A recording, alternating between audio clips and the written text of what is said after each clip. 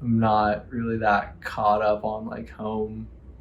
My house burned down a couple years ago, and I haven't really like been settled down in one place. Every couple months I'm kind of moving around, like going between LA and New York.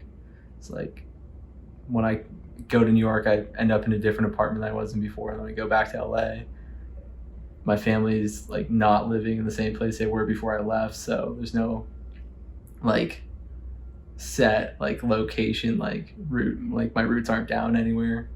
It's moving around a lot.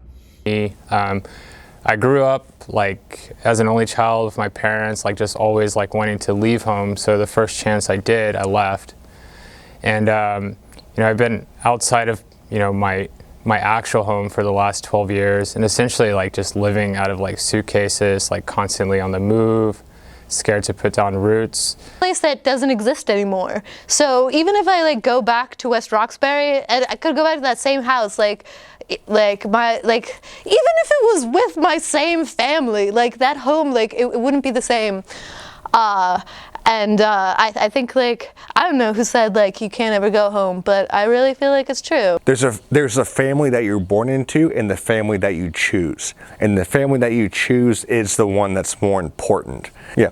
To not be able to not be afraid to take a shit in front of them. So you have to choose wisely. Even like people that are blood connected to you sometimes can be very toxic. So I think of being, having time off, being in my space, having my fan on, having a noise machine on, watching Netflix, sitting in bed, cooking some food, and just being alone with myself, and I feel really comforted and I feel safe. Like I said, you can have like the finest furniture, but it's not a home. It doesn't feel like home because you're not at peace. There's a story I like to tell about walking through the swamp when I was like 14, and I knew that I was going to be on the streets and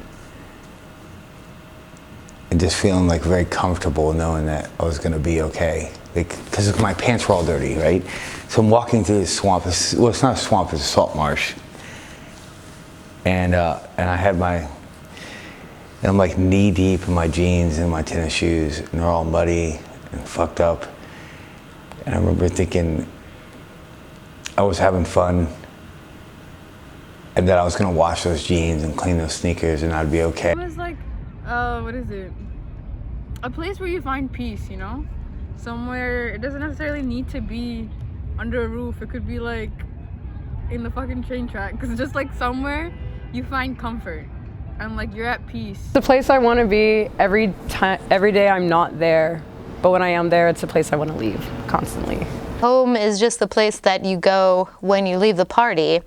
I never take one night stands home. You grow up and what home means to you changes over time. It's different than what it was from when I was a kid and what it is now. And now it's like I have to make my own home. I have a fiance and a little doggy, and that's our little home and our little family, and I know that's going to change in itself over time. So I think home ultimately is something that changes with you and grows with you over time. Yeah, moments like that like really stands out to me because you get to see where your parents came from and where you are and like how you're going to grow as a person and what the stories that you will be able to tell to your kids and the future generation. You get to you basically get to see how time evolves through like people's stories. It just changes all the time. So everywhere is home. Yeah, in a sense, you make your own home. Because it's always changing. So you can always make your home whatever you want it to be with whoever. Because you hang out with people and everyone kind of has a home. I feel like an outsider because I don't really have one.